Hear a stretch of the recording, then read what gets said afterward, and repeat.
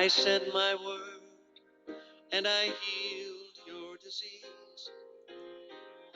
I am the Lord, your healer. This is his word. I am the God that healeth thee. I am the Lord, your healer. And I sent my word and I healed your disease. I am the Lord, your healer. This is God's word. It's his promise. In Exodus 15, verse 26, he says, I am the God that healeth thee. In Psalm 107, verse 20, he sent his word and healed us. The Bible says his word will not return void, but it will accomplish the purpose for which it is sent. God's word in the name of Jesus is more powerful than cancer, heart disease, or any disease that you can name today. So let's put his word on our lips and let his healing come to us as we sing it to him. You are the God that healeth me. Let his healing come as we sing it. You are the God that healeth me. You are the Lord, my healer. You sent your word and you healed my disease. You are the Lord, my healer. Sing it. You are the God. You are the God that healeth me. You are the Lord, my healer. You sent your word and you healed my disease. You are the Lord, my healer. You sent your word and you healed my disease. You are the Lord, my healer. Yes, you are.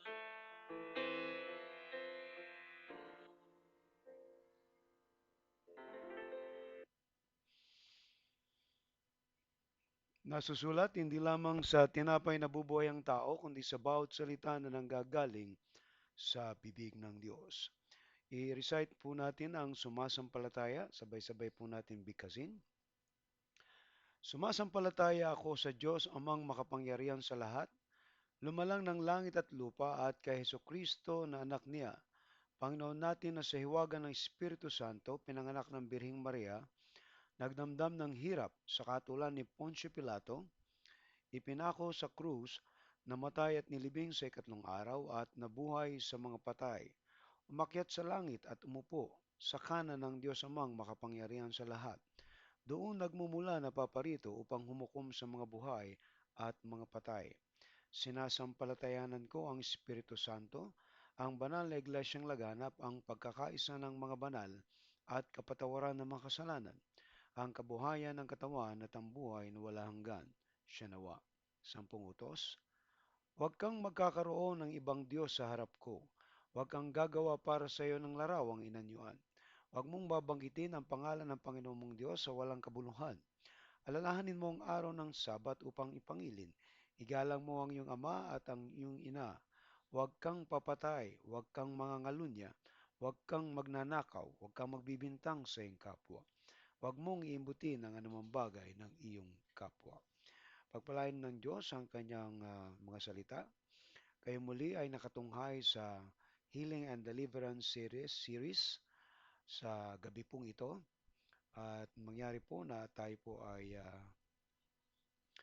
dumulog sa panalangin at tilingin natin sa Diyos na tayo po ay samahan sa gabing ito at nawa ang banal na Espiritu ay kumilos sa atin na maunawaan natin ang mensahe niya upang mas lalo po tayong mapalapit sa Diyos at tayo ay maingatan ng Diyos mapagpala ng Diyos sa lahat ng paraan na pwede niyang gawin sa ating buhay. Tayo manalangin. Dakilang naming Diyos, maraming salamat sa kabutihan mo. Salamat po na ikaw po ang aming manggagamot, ikaw po ang aming provider, ikaw po ang aming kalinga sa panahon ng aming mga kalungkutan, panahon ng aming panghihina. Ikaw ang aming kalakasan. Sa gabing ito, Panginoon, aming dinadalangin ang kapuspusan ng iyong banal na Espiritu.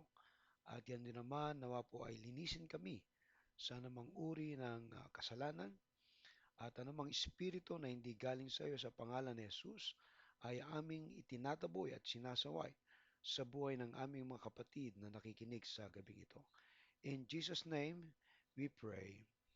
Amen and amen. Pagpalain ng Diyos ang ating pong mananalangin. Muli, ang ating pong talata na laging binabanggit upang i-remind sa atin na ang deliverance and healing and deliverance ay focus ng ating Panginoong Kristo. Ang Espiritu ng Panginoon ay sumasa akin sapagkat hinirang niya ako upang ipangaral sa mga mahirap ang magandang balita. Sinugo niya ako upang ibahayag sa mga bihag na sila'y lalaya at sa mga bulag na sila'y makakakita. Sinugo ako upang palayain ang mga inaapi at upang ipahayag na darating na ang panahon ng pagliligtas ng Panginoon. Lucas 4:18. Ang talatang ito ay quotation ng ating Panginoon sa aklat ng Isaias. And it took 700 years bago dumating ang Panginoon during the time na ito ay hinula ni Propeta Isaias. At nang ang Panginoon ay dumating doon sa sinagoga ng Nazareth, ay kanyang binasa ang kasulatang ito upang ipabatid sa kanyang mga kababayan na dumating na ang katotohanan ng hulang ito. At yan ay sa katauhan ng ating Panginoong Heso Kristo. Okay? So, ang healing and deliverance, andaan po natin na ang supernatural healing ay nasa tao, hindi sa proseso na ginagamit. Ang divine healing ay nasa presensya ng Diyos, hindi ang particular na paraan na ginagamit. Muli kayong ibalik sa alaala ng ating pong illustration na to na sa kasalukuyan we have present, second generation, third and fourth generation. Ito po ang tracking o tinatawag nating pagtuntun sa ating mga pinanggalingan na kung ano ang ating pinagmulan, malamang ito'y minamana lang din naman natin. Katulad ng winika ng kasulatan sa uh, Exodus 20, talatang 5, na kung saan makikita natin doon ay sinabi ng banal na kasulatan, huwag mo silang yuyukuran ni sasambahin, sapagkat akong si Yahweh na iyong Diyos ay mapanibuguin Diyos. Ang kasalanan ng mga magulang ay sinisingil ko sa kanilang mga anak, hanggang sa ikatlo at ikaapat na salinlahi, ngunit ipinadarama ko ang aking pag-ibig sa libu-libong salinlahi na mga umiibig sa akin at tumutupad sa aking mga kautusan. Meron pong tinatawag tayo ditong dalawang uri ng kalalagayan ng isang tao. Isang pinagpala at isang isinumpa. Ang pinagpala ay tumatalon hanggang ikaapat na henerasyon, mula ikatlo hanggang ikaapat na henerasyon. Mula sa akin, kung halimbawa, sa aking anak, sa aking apo, at sa aking apo sa tuhod. Kung ako'y magtatapat at susunod sa Panginoon. Kung hindi naman, ay ganun din naman ang mangyayari. Ikatlo, ikaapat na salinlahi ay tumatalo lang din ang mga sumpa. Ang gateways na to ay nagpapakita sa atin ng kasalanan na ginawa ng ating mga ninuno o ginawa natin, na kung paano ang Espiritu ay nakapapasok sa ating mga katawan At ito ay dahil sa kasalanan ito. At hindi nating maaari siguro nagtatanong tayo kung paano nangyari yon. Katulad nga ng winika ng banal na kasulatan na ang pagsuway sa Panginoon, ito'y kasalanan. At ito nagiging tulay, daan ng Diablo, ng kanyang mga kampon, ng mga sasamang espiritu na makapasok sa ating katawan. At ito'y iba-ibang anyo ang ipinapasok sa tao. Karamdaman, kamalasan, ah, addiction, at iba't iba pa. Kung kaya nga atin pong susundan ang mga ah, entry point na to at maaaring ito ay ilan o isa sa mga nangyari sa ating buhay. Kung wala man dito ang ating mga entry point, malamang kung anong dinaanan yan, ay ito po ay na ating nauugat. Kumbaga ay naru-root out kung bakit ito ay nangyayari sa iyo. Kaya napakahalaga po ang deliverance o healing and deliverance upang tayo ay gumaling at magsilaya sa kung anumang kalalagayan na nangyayari sa atin. Sapagkat tayo nagtatanong patungkol sa ating kalalagayan na hindi makontrol natin sa ating buhay. At kung ito ay nangyayari, meron kang problema. At ang kailangan mo ay pagaling at paglaya. Okay? So much for the review ng ating serye ng Healing and Deliverance. Ang paksa natin ngayon ay ikaw ay templo ng banal na Espiritu. At siguro ay nagtatanong kayo, paano nagiging templo tayo? Kung babalik po tayo sa kasaysayan ng banal na kasulatan sa lumang tipan, ang mga Israelita ay isang classic biblical na illustration na magpapakita sa atin kung paano tayo pinalalaya ng Diyos at kung paano siya nananahan sa atin. Yan ay mga simbolo ng mga espiritual na katotohanan pero realidad na nangyari.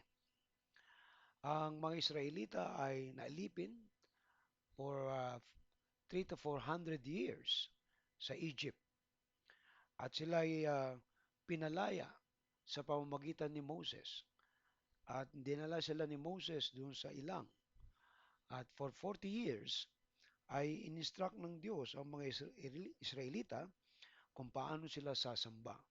At ibinigay ng Diyos ang guidelines ng pagsamba.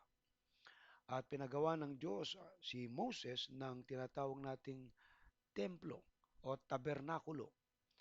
At ito ay kumakatawan sa tinatawag po nating pagsamba, kung paano sasambahin ang Diyos. At kung makikita po nyo ang tabernakulo na nakahimlay sa pamamagitan ng tent, kasi tent pa lang ginagamit nila doon sa disyerto for 40 years. And every year, the high priest ay magdadala ng blood of the lamb doon sa Holy of Holies. Kaya kung titignan po ninyo ang templo, ay nahahati po ito sa tinatawag po nating tatlong bahagi. Yung outer court, yung holy place, and then Holy of Holies. Okay? Mula doon sa outer court, kinakatay po yung tupat, kinukuha ang dugo. At doon sa outer court ay merong basin. At yun ay yung hugasan ng kamay. At bago pumasok doon ng high priest, naghuhugas siya ng kamay na simbolo ng paghingi ng kapatawaran. At pagpasok niya doon sa holy place, ay makikita niya ang tatlong elemento roon. Naroon ang candlestick, ang 7 kandileryo na perfection o tinatawag ng ilaw na si Jesus ang ilaw ng sanlibutan. And then uh, yung tinapay. Okay? So makikita po yun doon na sumisimbolo naman sa katawan ng ating Panginoong Kristo. And then meron pong ah, tinatawag na ah, ano ba to? Nalimutan ko na. Yung isa pang element doon na pinapakita doon ang pananalangin, yung altar of yung incense. So tatlong elemento, ang table of showbread, ang candlestick, and then yung altar of incense. At yun ay mga sumisimbolo ng mga spiritual na katotohanan. Jesus is the bread of life, Jesus is the light of the world, and Jesus as a high priest, siya ay nagre-represent sa atin para tayo ipanalangin sa Diyos, Ama na nasa langit. And then, pagpasok niya ng Holy of Holies, at doon sa loob ng Holy of Holies, ay ipinapahid ng high priest ang dugo doon sa apat na sulok ng Ark of the Covenant. At yung Ark of the Covenant na yon ay sumisimbolo na kung saan naroon ang tatlong elemento, ang tinatawag nating Aaron's bud, okay, ang Aaron's uh, staff that budded o yung baston ni Aaron na namulaklak. Ayan ay simbolo ng pamumuno ng Diyos sa kanila na kanilang nireject kaya namulaklak.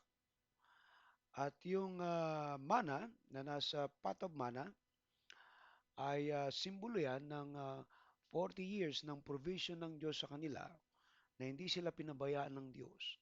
Kumakain sila sa araw-araw, but still, they rejected it. And then, the other one ay yung tablet of stone na broken. Simbolo ng kanilang rejection sa kalooban ng Diyos. So all those elements are mga representative. At doon sa ibabaw ng Ark of the Covenant ay meron dalawang anghel na nagtatouch ang wings. At yon yung righteousness and justice of God. Pag pinahiran ng high priest yun, ng blood, ang kasalanan ng mga Israelita kasama ng mundo ay tinatakpan lang. That is symbol that the blood of the Lamb covered the sins of the people of Israel. And then, pagkatapos nyon, bababa ang ang presensya ng Diyos at ito'y makikita ng mga Israelita sa anyo ng usok. Ay, ibig sabihin, the presence of God come down and He was satisfied to the sacrifice offered by the high priest. And Jesus Christ is our high priest. He offered Himself as a sacrifice for our salvation, for the remission of our sins. And now, itong mga simbolong ito, mga illustration na to, ay spiritual reality na sa ating panahon ngayon. Okay? And we don't need to do those ritual because we are living in reality. At katulad ng ating paksanga ngayon na ikaw ay templo ng banal na spirito. Sa iyo nananahan ang banal na spirito. At sangayon dito sa ating babasahin sa unang Korinto 6:19 hanggang 20, ito ay magpapatunay lamang na si Pablo bilang isang theologian, isang Sadducees, uh, siya po ay nag-aral ng law o yung kautusan ni Moses at ito ang kanyang theology when it comes to the tabernacle or when it comes to the temple of God na kung paano niya naunawaan na tayong mga sumasampalataya kay Kristo ay templo ng banal na spirito at dito siya nananahan sa atin ngayon. Okay? So, to give you the background of this passage ay makikita natin ang story nitong Korinto, no? Ito po ay sinulat ni ni Pablo sa mga taga Korinto. Okay? At nadinig po niya ang mga issue na nangyari sa Korinto. For your information, ay gusto kong malaman natin na ang historical background ay napakahalaga na maunawaan. Okay? Ang sumulat ng aklat ng Korinto ay walang iba kundi si Apostol Pablo. Okay? Si Apostol Pablo ay nasa Epeso nang isulat niya ito.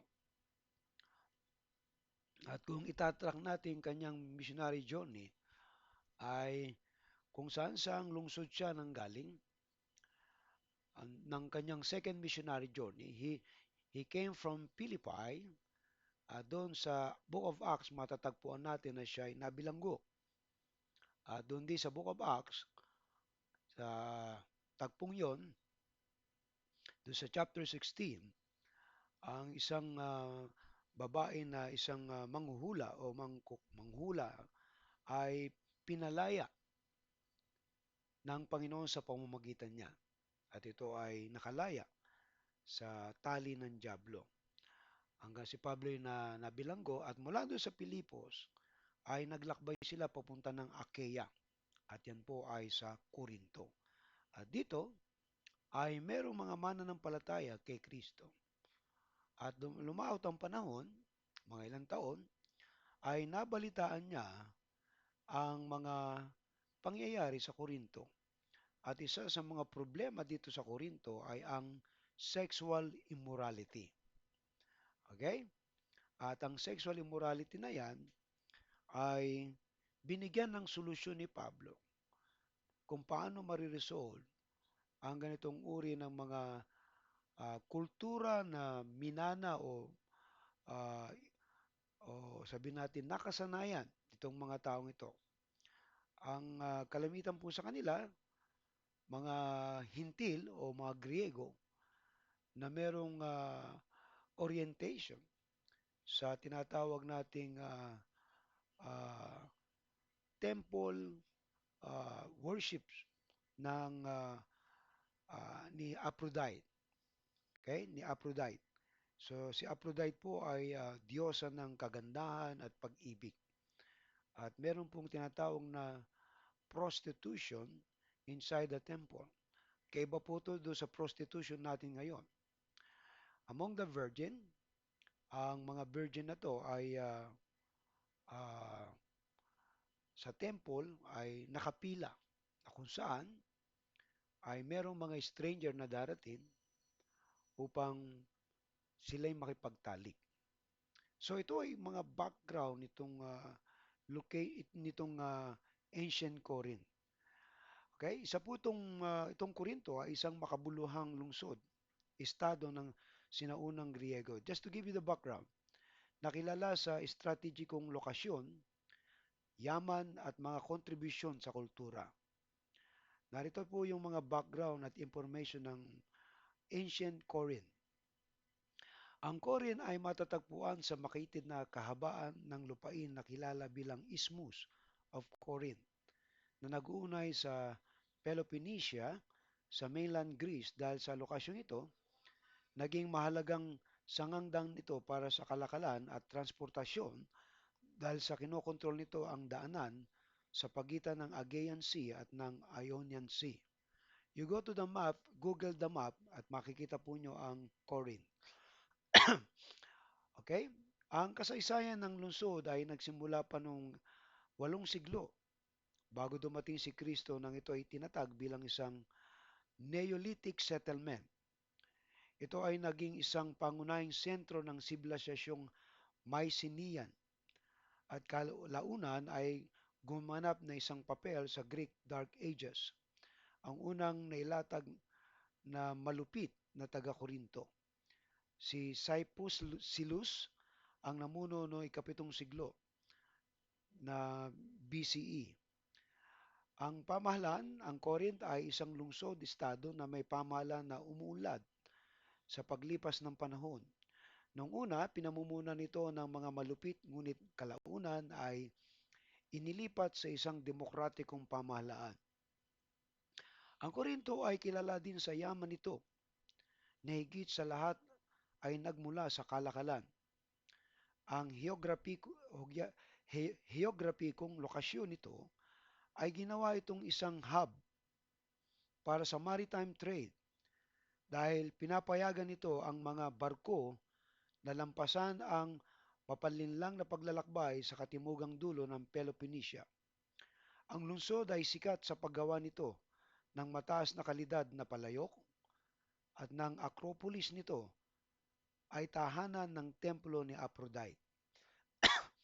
Ang lungsod ay may ilang mahalagang lugar ng relihiyon, kabilang ang templo ni Apollo na nag-host ng Pythian Games, katulad ng Olympic Games. Ang templo ni Aphrodite ay nauugnay sa isang sagradong tradisyon ng prostitusyon.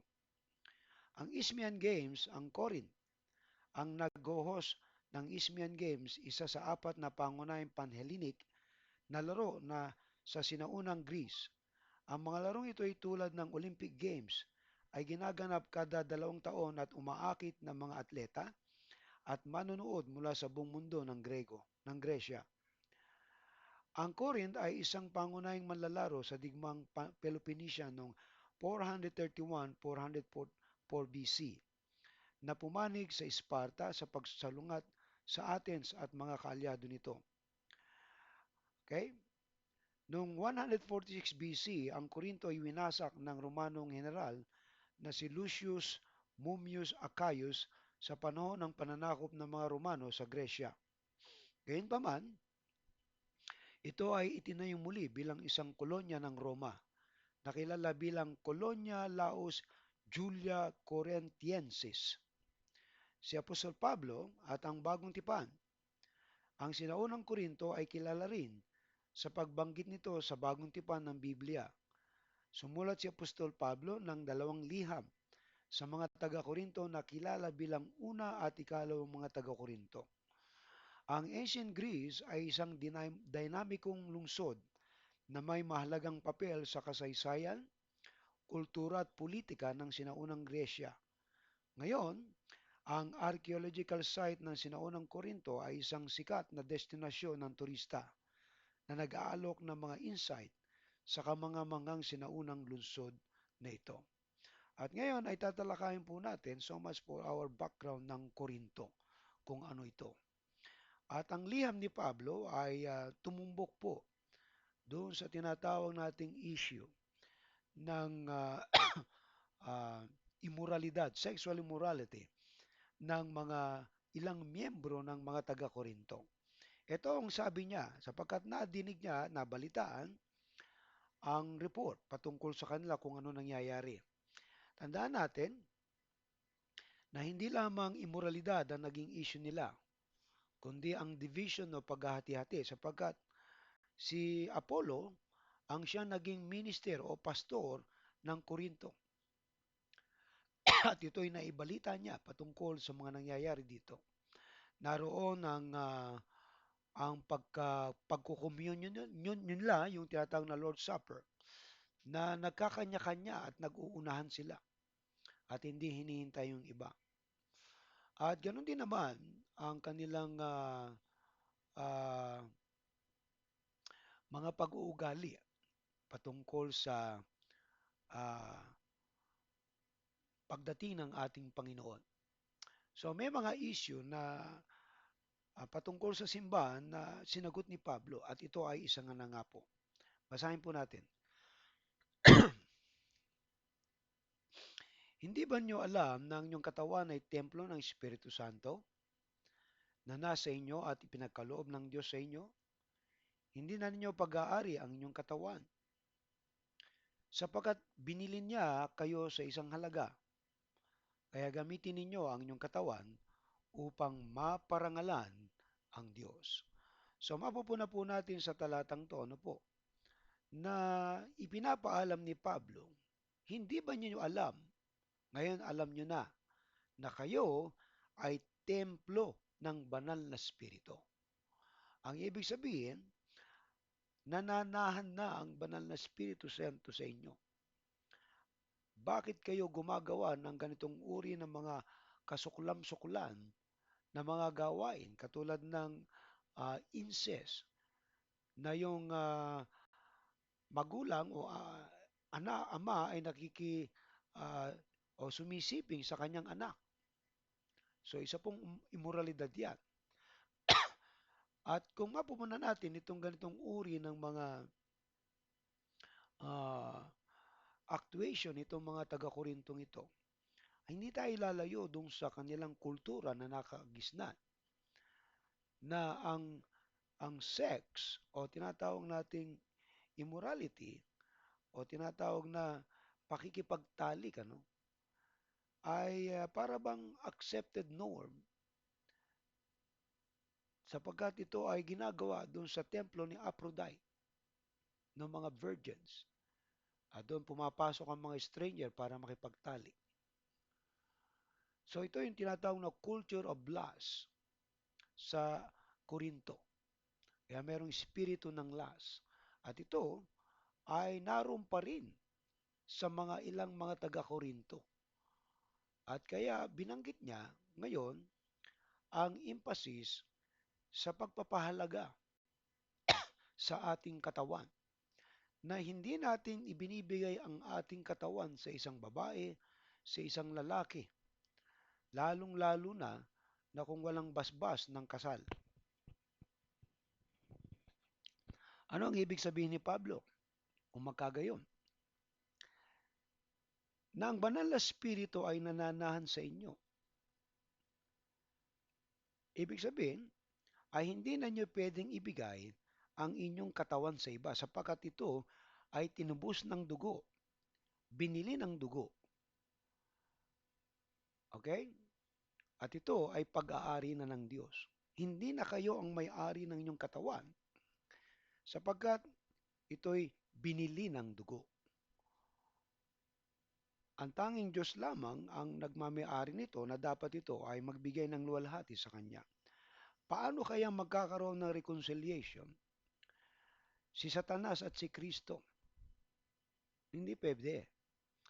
Kaya nga hindi pwede makipamatok ang isang mananampalataya sa di mananampalataya sapagkat paano kaya magsasama si Satanas at si Kristo sa isang union?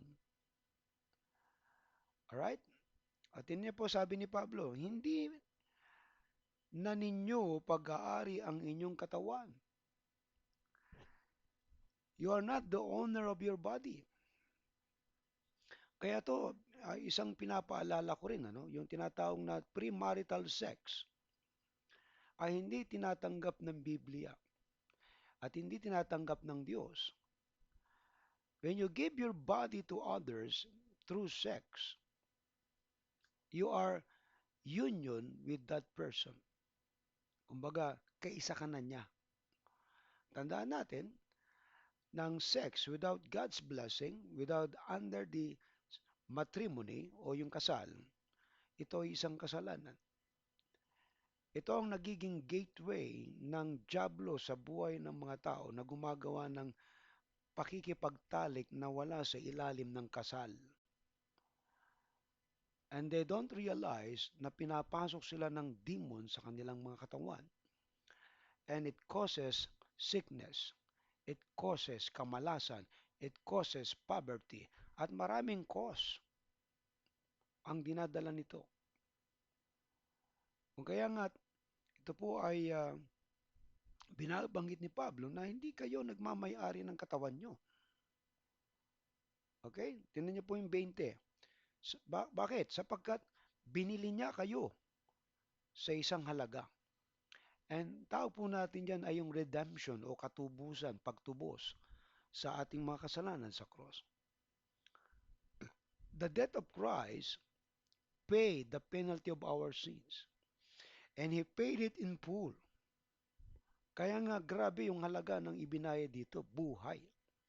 Para lamang ikaw ay gumaling at lumaya sa gapos ng dyablo. At ngayon ay balik pa itong mga taga-Korinto sa gawa ng dyablo. And it is culture ng mga Griego, ay sa templo pa ni Aphrodite na yung sexual activity ay okay lang. May mga author, may mga writer, may mga ancient writer katulad ni Herodotus na sinasabi niya na itong mga virgin na to ay nakapila sa templo at naghihintay ng mga stranger, foreigner to come in the performance of worship to Aphrodite in pre-sex. At yung iba, hinahagisan ng coin. At yon ay simbolo ng acceptance.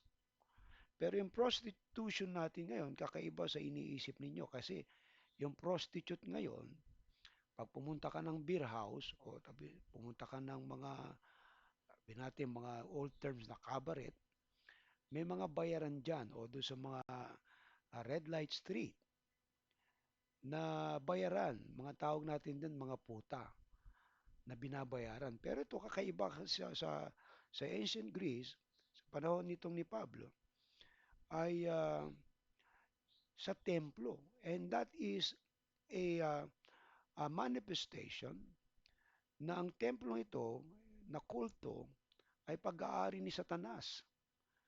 Kaya hindi pwedeng makipagtalik si Kristo at si Satanas. Hindi pwede silang magkaisa. Kaya nga sinasabi ng Biblia na ito ay isang immoralidad. Hindi ito wastong pag-uugali na hindi tayo uh, pagniig, lalong-lalo na sa ganitong uri ng practices. And that's why it's very clear na yung pakikipagtalik ng hindi kasal ay isang malaking kasalanan sa Diyos. Okay? Ano pa sabi dito ni Pablo? Yung reason na binili kayo. Kaya't gamitin ninyo ang inyong katawan upang maparangalan ang Diyos. You see, our body is now redeemed. And this is for the service of the living God. Na tayo ay naglilingkod sa Diyos, itong katawan na to. Okay? Hindi pwede itong katawan na to ay makikita doon sa sabungan, sa beer house. Okay? Sa paggawa ng anumang uri ng kasuklam-suklam, paninigarilyo, anumang bagay. Kasi ito nga ay pag-aari na ng Diyos. You belong to God now. Okay? Now, analyze natin. Ano ang katiwiran ni Pablo sa problema ng immoralidad ng mga taga-Korinto? Ang kanyang argument, kayo ay templo ng banal na spirito. Ibig sabihin niya, hindi na dapat ninyong ginagawa yan. Yun lang yun. Ano bang immoralidad na problema ng ilan sa mga taga-Korinto? Sexual na immoralidad. Yung pakikipagtalik ng wala sa ilalim ng kasal, wala sa tamang regulasyon ng pagtatalik. Kasi ito ay isang uri ng pagsamba sa dyablo. Bakit may issue sila ng ganito sa simbahan? Impluwensya ito sa templo ni Aphrodite, ang diyosa ng kagandahan at pag-ibig. Okay? So nakikita po niyo yung templong yan ni Aphrodite, the goddess of love and beauty. So kung titingnan po ay rendition ng artist, reconstruction ng temple, na kung saan ay may mga strangers na dumatating dun sa kanilang pampang kasi meron silang porte dahil silang ay hub ng commerce. So maraming dumadaong dyan ng mga foreigner. And they were invited to come to the temple of Aphrodite. Okay? And offer by the virgins who dedicate themselves to the goddess of love and beauty, Aphrodite, na i-offer ang kanilang body. Ano daw ang ating katawan? Templo ng banal na spirito at kaloob ng Diyos. Remember, no? This body is created by God. Nilikha ito ng Diyos. Because of sin, nakurap. And now, niredeem na to sa pamagitan ng kamatayan ni Kristo sa krus. Okay? At ngayon, ito ay templo na ng banal na Espiritu sapagkat nananahan na ang Diyos sa atin. Sino ang may-ari ng ating katawan? Walang iba kundi ang Diyos. Bakit daw pag-aari ng Diyos ang ating katawan? Sapagkat binili na ito ng halaga. You are brought with a price and you belong to God now. Saan natin dapat gamitin ang ating katawan? Sa pagluwalhati sa Diyos. The chief end of man is to glorify God and to enjoy Him forever. Yan ang pinakalayunin ng tao kung bakit tayo nabubuhay sa mundo. And our goal, our purpose is to give glory to God. Ano man ang ginagawa mo, pero kung ginagawa mo yung kasalanan, hindi ito nakakaluwalhati sa Diyos. Ang mga paglilingkod, ang mga pagsamba, ang mga pananalangin, ang mga pag-aaral ng salita ng Diyos, ang mga pagkakawang gawa ay mga nagbibigay ng luwalhati sa Diyos. Ang pangangaral ng salita ng Diyos. Okay? Buti natin, ang problema ng imoralidad ay binigyan ni Pablo ng lunas upang bigyang pagpapahalaga ang ating katawan. Now, listen to this very carefully. When you give your body to someone else without the blessing of marriage of God, you are committing fornication. Nagkakasala ka sa Diyos at sa iyong katawan. And that is the entry point of the devil in your life. Once na nag-engage sa sexual activities ang isang lalaki at isang babae na walang blessing ng kasal, tandaan niyo po, the devil, the demons is going to enter you. Papasok yan sa inyo. And you will be captive. And you will get sick. Ikaw ay bibigyan ng karamdaman. Kaya dapat nating alagaan ito. When you give your body to someone else, you give it to the one you love. You give it to the one whom God gave you. Because this is sacred. Why? You are the temple of the Holy Spirit. At kung sino man magwawasak dito, iwawasakin din ng Diyos. Ikalawa, ang mga mananampalataya ay binili ng halaga. Kaya ang Diyos ang nagmamay-ari ng katawan sa layuning magbigay ng luwalhati sa Diyos. Imagine mo, God owns you and He will never leave you nor forsake you. Kaya hindi tayo dapat nag-aalala kung anong kakainin at iinumin sapagkat ang Diyos ang nagmay-ari nito at siyang mga ngalaga nito. 3. Kaya tayo ay templo ng Diyos at siya ang nananahan sa atin ngayon. Now, what is the manifestation that the Holy Spirit, ang templo ng banal na Espiritu ay tunay na nasa iyo? There is a manifestation. Merong kapahayagan na ang banal na Espiritu ay nananahan sa iyo. And there are manifestation na makikita natin sa tunay na sumampalataya sa ating Panginoong Kristo, na sila ay nagsisik sa Diyos, na sila ay sumasamba, na sila ay nagbabasa ng Biblia, na sila ay naglilingkod sa Panginoon, na sila ay lumalapit sa Diyos. And those were manifestation. There is power, manifestation in their lives. Right? So, anong aral natin makikita dito sa puntong ito? Sa mga talatang ito? Ang Diyos ay naninirahan sa ating katawan. In other words, you are a living vessel and brought in your body, you carry in your body the very treasure that the Holy Spirit, Jesus Christ, lives in you. And it was mentioned by Luke that Emmanuel, God is with us. Ang Diyos ay nasa atin. Ang Diyos ay nananahan sa atin ngayon. And Jesus also promised that I will be with you forever. In other words, He is with us tonight. Kasama natin siya. At hindi niya tayo pinababayaan.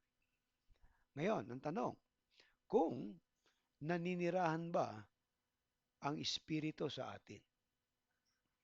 The Holy Spirit is grieved when we committed sin. Baga ang banal na Espiritu ay napipighati, kaya hindi siya nananatili sa atin. Ibang Espiritu ang pumapasok sa atin kapag ang banal na Espiritu ay hindi nananahan sa atin. When you are filled with the Holy Spirit, when the Holy Spirit is with you, there will be healing and deliverance. Kaya nga pag ang banal na Espiritu ay napupuspos tayo, ang mga masasamang espiritu ay naglalayasan. Ang espiritu ng kasinungalingan, espiritu ng ah, katakawan, espiritu ng kayabangan, lahat ng mga espiritu na hindi galing sa Diyos, lumalayas yan. When you are filled with the Holy Spirit, when you submit yourself to the will of God. Okay? Now, let's go to our theme ng paksa natin ngayon. Ikaw ay templo ng banal na Espiritu. We go back to the Old Testament, how the Holy Spirit come down. It is because of Jesus Christ. When Jesus Christ died on the cross and we believe in receiving as our Lord and Savior, we are now the temple of the Holy Spirit. Because the Holy Spirit is promised to us that He will be with us. Makakasama natin siya. Okay? That's why we desire na tayo po'y dapat mag-desire na tayo laging puspos ng banal na Espiritu. Sinabi ni Pablo yan. Be filled with the Holy Spirit, not with wine. Kasi kapag ikaw ay lasing, ibang espiritu ang nakadapo sa iyo. Espiritu ng alak. Pero kapag ang banal na espiritu ang nasa iyo, ay merong kapangyarihan, merong pagpapala, merong kagalingan, merong paglaya, may mga himala, sapagkat ang presensya ng Holy Spirit ay naroon sa templo, sa ating katawan. And that is because the Holy Spirit control our body. Amen? Tanong, bakit ka naging templo ng banal na Espiritu? Okay? So, dalawang talata lamang po itong titingnan natin. Pero may mga ibang talata na hindi ko na titingnan just for the sake na we focus on these two verses. Ang sinulat ni Pablo patungkol sa templo ng banal na Espiritu para maintindihan mo kung ano ang kategorya at kalagayan mo. Dahil ikaw ay isa sa pinili ng Diyos. Kaya nananahan sa iyo ang banal na Espiritu. At ang pagsamba natin ay free. Kumbaga malaya kang makakasamba sa Diyos anytime, anywhere. At anuman ang ginagawa mo ay makasasamba ka sa Diyos sapagkat ang Holy Spirit ay nasa iyo. Kumbaga ang templo ay nasa iyo na. Doon ka nasasamba. At ang pagpupuri mo, pasasalamat sa Diyos sa pamamagitan ng banal na Espiritu ay pumupunta sa Diyos upang siya'y luwalhatiin. Alright? Now, okay? Una, ang tanong natin, bakit naging templo ng banal na Espiritu? Dahil binili ka ng halaga. Sangayon doon sa ating talata, sapagkat binili niya kayo sa isang halaga. You see? Binili kayo sa isang halaga. Ano po yung halagang yun? Yun ang kamatayan, redemption ng ating Panginoon. And that is a precious, napakahalaga ng kamatayang yan. We are redeemed. Tayo'y tinubos. Pinawalang sala. Dahil sa ginawa ni Kristo sa krus. It is totally 100% grace of God. You are saved because of the work of Christ on the cross. You are free, delivered, healed because of the work of Christ on the cross. Sa pamagitan ng kanyang ginawa sa krus.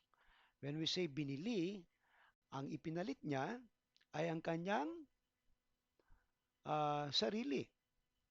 Binili ka sa kamay ng dyablo at ang ipinalit niya ang kanyang sarili upang ikaw ay gumaling, lumaya at maligtas. Alright, yan na po ang sabi diyan. Kaya sapagkat binili niya kayo sa isang halaga. Kaya gamitin ninyo ang inyong katawan upang maparangalan ang Diyos. You see? So this body belongs to God now. At ito ay para may paglingkod natin sa Diyos, hindi sa mga Diyos-Diyosan, sa tunay na Diyos. Alright? Doon tayo maglilingkod sa Kanya at ito ay malalaman natin patungkol kung ano ang sinasabi ng Biblia na paglilingkod natin sa Diyos. Okay? So, ang pagpaparangal sa Diyos ay hindi lamang tuwing linggo. Yan ay mula Monday hanggang Sunday. And that means na ang banal na spirito ay patuloy na dumadaloy sa atin. Dapat dinidesire natin yan. Na patuloy na ang banal na spirito na kumikilos sa ating buhay. Alright? So tandaan natin, mga kapatid, kung anong halaga nito. Na para ikaw ay maging matuwid. Para ikaw ay makapaglingkod sa Diyos. Okay? Anong halaga pinangbili sa iyo? Ang dugo ni Jesus. Ang kanyang kamatayan. Very clear yan. We celebrate Holy Week every year. But when you ask those people who are celebrating the Holy Week, kung sakali bang ikaw yung mamamatay, tiyak mo sa langit ka pupunta, ang sagot nila, hindi.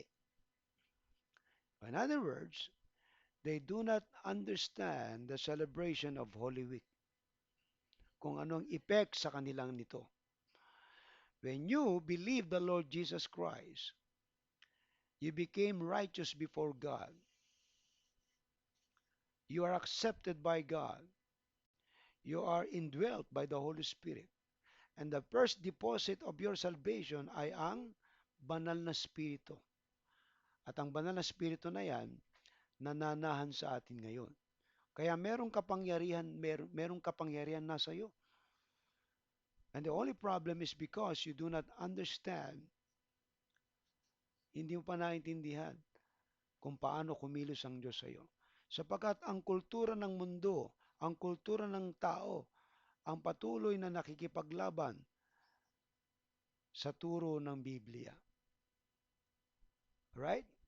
Na kung maunawaan mo to na ikaw ay templo ng banal na spirito, may kapangyarihan ka sa buhay mo. You can fight victoriously laban sa kasalanan, laban sa kahinaan. Okay, ikalawa, ang dugo ni Jesus ay ang kanyang pagtubos.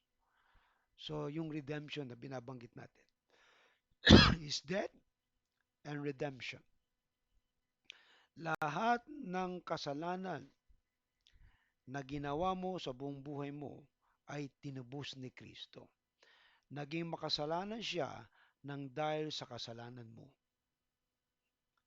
Kumbaga, nagpalit kayo. He became sinner and you became righteous before God. God accepted you because of Jesus Christ. He paid all the penalty of our sins. Amen. Right? Tandaan mo to. Ang dugo ni Jesus ang halaga ng ipinangbili sa iyo. Okay? At hindi na to mangyayari muli. Dahil minsan lang namatay si Kristo. Walang reliyon na magtuturo sa iyo ng tunay na kaligtasan maliban sa ginawa ni Kristo. Religion will not save people. Jesus Christ did. Si Jesus ang gumawa. Kaya yung sakripisyo niya sa iyo ay napakalaki para ikaw ay maligtas sapagkat ikaw ay isa sa mga pinili ng Diyos before the foundation of the world. And now, the reality, God provided our Savior, Jesus Christ, na kailangan mo para ikaw ay maligtas. Okay? Dahil ikaw ay templo ng banal na spirito. Okay? Ito na. ang kalalagayan mo ngayon na ikaw ay may kapangyarihan sa buhay mo na makipaglaban sa kasalanan, sa tukso, at mapagpala ng Diyos. When you live uh, with God, kapag namuhay ka, kasama mo ang Diyos, katulad ni Enoch. Enoch walked with God and God took him. Si Enoch ay hindi namatay. Kinuha siya ng buhay ng Diyos. Sapagkat yung kanyang kabanalan na pagsunod sa Diyos, talagang grabe. You can't imagine how na pwede pala ang tao na kunin ng Diyos yung lumalakad sa katotohanan, katwiran ng Diyos. Okay, number 2. Dahil pag-aari ka na ng Diyos.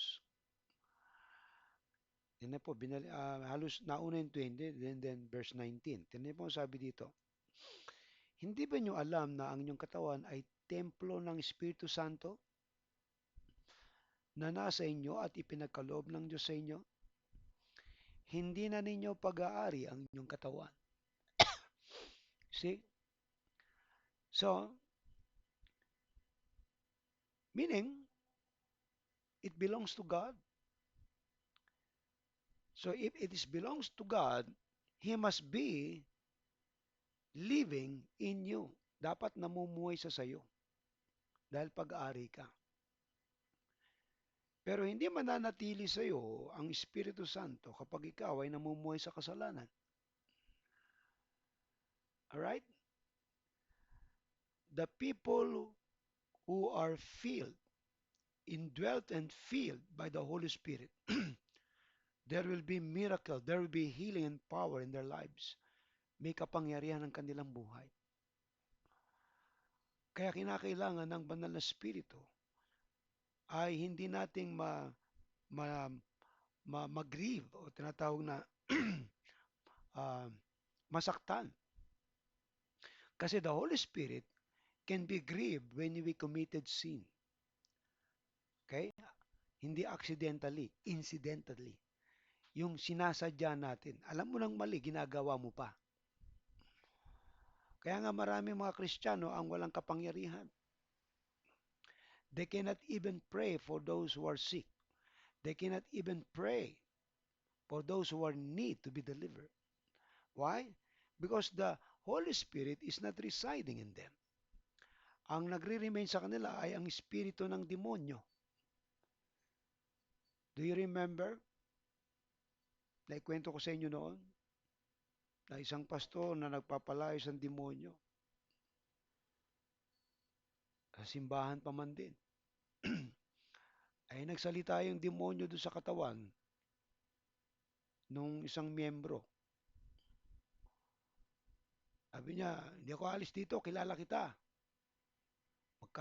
Magkasama tayo. Eh nagulat yung pastor. Eh yung pala yung pastor nanonood ng mga bold movies. Ayun, tiklo, huli siya. So it's different spirit yung nasa kanya. Kaya hindi po lahat ng mga manggagawa ng Diyos ay may kapangyarihan. Pwede silang mangaral ng salita ng Diyos, may kapangyarihan ng salita ng Diyos eh. Pero yung buhay na may kabanalan na hindi sumusunod sa kalooban ng Diyos, walang kapangyarihan, kaya yung demonyo hindi lalayas eh. Nagigets niyo po? There is no power with those who are living in sin. Kaya kahit pananalangin, walang bisa eh. But when you are filled with the Holy Spirit and the presence of God is in you, there is power, there is blessing, there is influence na pwedeng mangyari sa buhay mo para sa ibang tao. You will become a blessing to others when the Holy Spirit is residing in you. There is a manifestation kung ang Holy Spirit ay nasa iyo. You know why? What is the fruit of the Spirit?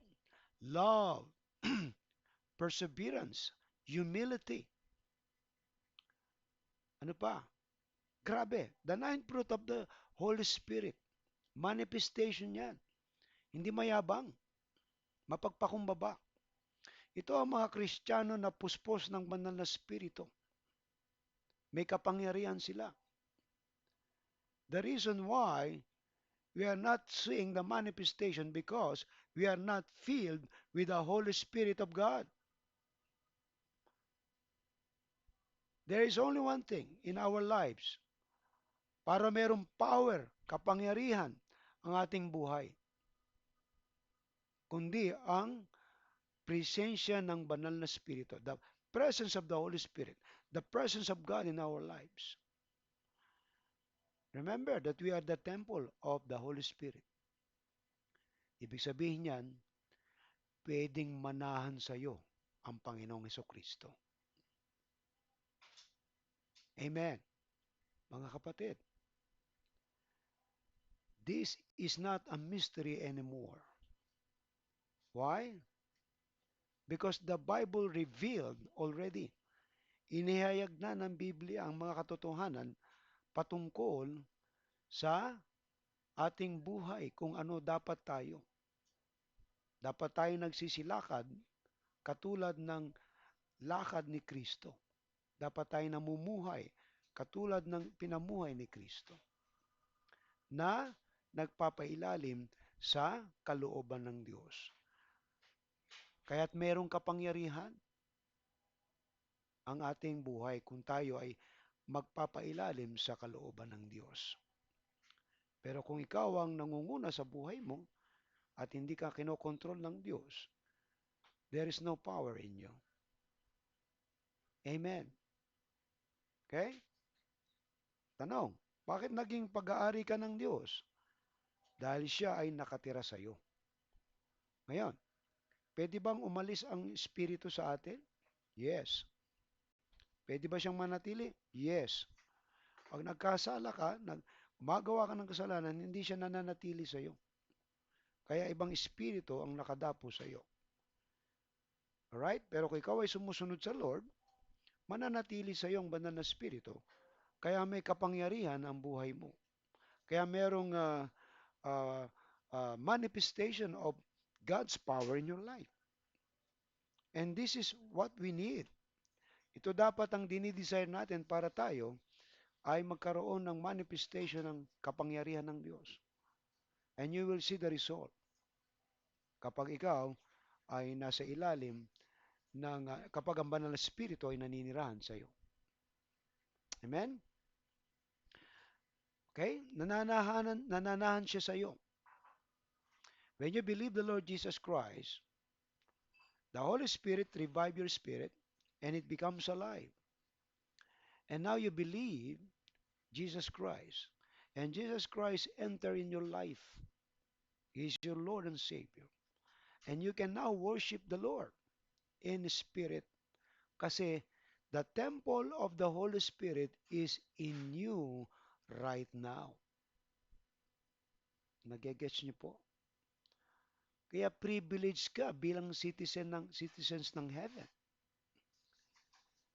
Bilang citizens ng heaven, kung anong meron kay Kristo, meron ka. Peace, love, kindness, humility, power, blessings, everything. Kalawa, hawak niya ang buhay mo. Kaya hindi ka dapat nag-aalala. Because He promised that I will be with you forever. Makakasama mo ko habang panahon. Kasama ninyo ako. Kaya mga gawain ng Diyos, anumang ginagawa natin, kasama natin ang Panginoong Hesus sa ating buhay. At hindi niya tayo pababayaan. God is faithful to what He promised. What He promised to the people of Israel is the same thing He promised to us. He will never leave us nor forsake us. And the people of Israel were picture of reality now na meron tayo ngayon. Kaya meron tayong kapangyarihan na makipaglaban sa gawa ng dyablo. Kapangyarihan ng dyablo. That's why the blood of Christ is very powerful when you mention it. Dahil itong tumubos sa ating kasalanan. When you mention the name of Jesus Christ, the devil is trembling. Demons are running away because they know the power of the Lord Jesus Christ. He redeemed us. Hallelujah.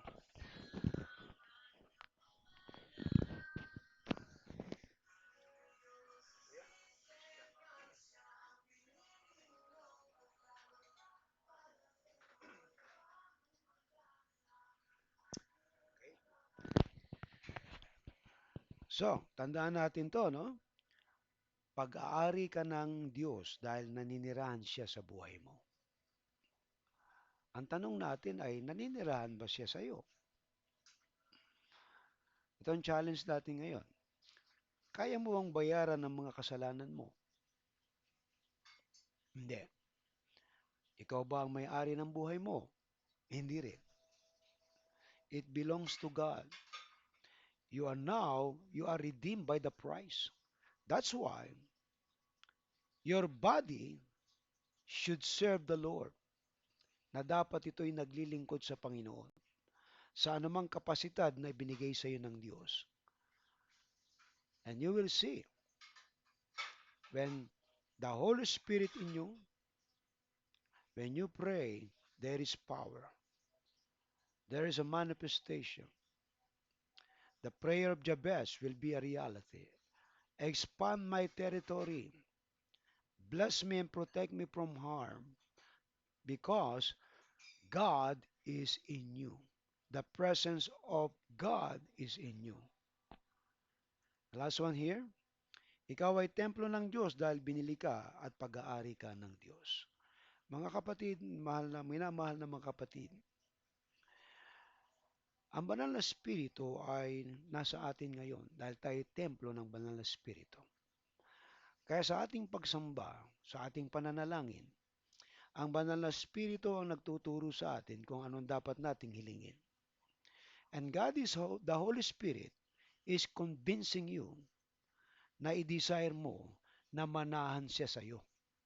Not only for Sunday, not only for every day, but moment by moment of your life, na ang banal na spirito ay manahan sa iyo. Sapagkat kung mangyayari yan, you have a unique life. You have a different life for the rest of others because God is going to bless you. Because God is going to use you. Because God is going to give you more favor because He is in you. Kasama mo siya. Amen? So tandaan natin to, no? Sapagkat kayong lahat ay mga anak ng Diyos sa pamagitan ng pananampalataya kay Yesu Kristo. Malimit nating na alimbawang tulay patungo sa Diyos, ang hadlang ay kasalanan talaga. Alright? Ang gagawin nating mga tao, gagawa tayo ng mga alituntunin. Hindi po pwede. Ritual, hindi rin po pwede. Relihiyon, hindi rin po pwede. Ang pwede lang ay yung ginawa ni Jesus. Nagawa na niya. Anong dapat mong gawin? Manampalataya. Maliban na ikaw'y maborn again, hindi ka sasampalataya kay Kristo. And God must choose you to be born again, na ikaw ay panganak na muli. Amen?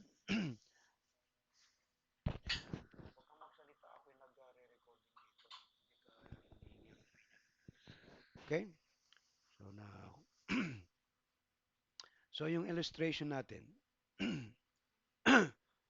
So ang relasyon natin sa Diyos, nang tayo sumampalataya kay Kristo, nagkaroon tayo ng relasyon sa Diyos, at binigyan tayo ng buhay na wala hanggan.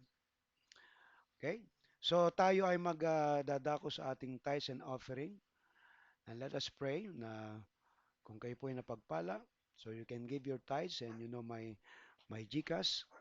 And let's pray for our uh, ating pong mga announcement. Sama na po natin to. Pag-pray po natin ang ating revival, ang JLPC, ang ganun din ang SPC, ang church building na ating pinagpe-pray. And then for our scholars sponsor, pray for our prayer meeting and Bible study. And ito pong October 17, 19 ay naganap na. And thank God at sa biyaya ng Diyos ay natapos po ang General Assembly. And on the 27th stated meeting of General Assembly Presbyterian Church, sa Dumaguete ay I was elected as an auditor ng General Assembly. And as a Publication Committee Chairman, ay nagpasa po tayo ng bills and overtures na ang Publication Committee ay maging digital ang operation nito. And you will see our publication, ang pcpga.org, na kung saan ay yan po ang magiging website at lahat po ng ating information na ilalabas para sa General Assembly ay ipoproduce ng Publication Committee. And also the bill and overtures, yung mga benefits po ng ministers and elders. So marami pa pong mga bills ang naipasa at ang ating dalangin ito po ay may sakatuparan para sa paglago at expand ng gawain ng ating Panginoon. Okay? So let us pray and pray for all those things na ating pong nire-request sa Lord. At kung ikaw ay nakatunghay ngayon at nakikinig, anumang iyong karamdaman, anuman ang iyong mga alalahanin, when the Holy Spirit filled you o naninirahan o nananahan sa iyong banal na spirito, you have power in you to overcome all those kind of problems and difficulties sa buhay mo because God is with you. Okay? Let us pray. Dakila naming Diyos, maraming salamat po sa iyo, Panginoon. We thank you, Lord God, for the privilege, Lord, na kami po, Panginoon, ay templo ng banal na spirito. At ikaw ay nananahan sa amin. And we can worship you anywhere, anytime, sa aming pagsamba. But thank you, Lord God, because you gather us in one place where we can worship together, worship you, praise you together, and serve you together. At dalangin po namin, Panginoon, higit pa ang manifestation, Panginoon, ng kapangyarihan mo na magkaroon ng healing, deliverance, miracles sa buhay ng aming mga kapatid. Dalangin ko po na pagpalain mo po, Panginoon, ang mga nakatunghay ngayon. In the mighty name of Jesus Christ, we pray all these activities, Panginoon, ng General Assembly and even our church, Panginoon, ang growth and expansion nito ay pinagkakatilawala namin sa iyo, Panginoon. Ganun din naman ang aming mga kapatid na may mga karamdaman. Hipuin mo sila, Panginoon, anumang uri ng karamdaman o kahirapan na nangyayari sa kanila, Lord, we pray ang pagdampi mo sa kanila, Panginoon. Pagalingin mo sila, Panginoon. Palayain mo sila, O Diyos. In the mighty name of Jesus Christ. This is my prayer in Jesus' name. Amen and amen. Okay? So sa ating pong pangwakas na panalangin at bendisyon ay ating pong awitin ang ating doxology. Praise God, ready, sing. Praise God from whom all blessings flow. Praise Him, all creatures here below. Praise Him above, ye heavenly hosts. Praise Father, Son, and Holy Ghost. Amen.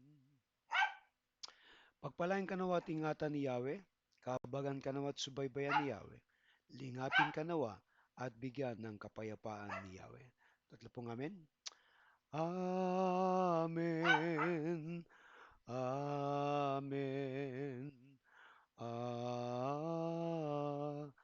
Amen. God bless you and see you on next Sunday.